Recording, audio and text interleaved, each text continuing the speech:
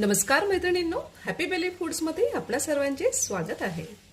आज मी तुम्हाला पंचामृत शास्त्रोक्त पद्धतीने कसे बनवायचे ते दाखवणार आहे। आता श्रावण महिना आलेला आहे आणि बरेचसे सण सुरू झालेले आहेत आणि पंचामृत हे आपल्याला लागतच। आणि असंही तुम्ही जर रोज सकाळी घेतलं ना अनसईपोटी तर हे फार उपयुक्त आहे। आपली पचन संस्था ही सुधारते पंचामृत पिल्याने।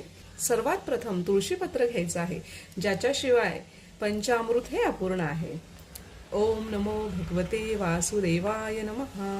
1 चमचा मी साजूक तूप घेतलेला आहे, त्याच्या दुपटीने मध घेतलेला आहे आणि 4 चमचे साखर म्हणजे दुप्पट प्रमाण घ्यायचं आहे आणि 8 चमचे दही घेतलेलं आहे आणि 16 चमचे दूध घेतलं आहे। हे सर्व मिक्स करूयात। याच्यामध्ये दही घालायचं आहे, साखर घालूयात, मध घालायचं आहे आणि तूप घालायचं आणि दूध हे थोडंसं गरम घ्यायचं आहे, जेणेकरून सर्व हे मिक्स होईल छान। दूध हे गरम घेतलेलं आहे आणि आता छान मिक्स करून घ्यायचं। सगळं एकजीव झालं पाहिजे। तर पंचामृत रेडी झालेलं आहे।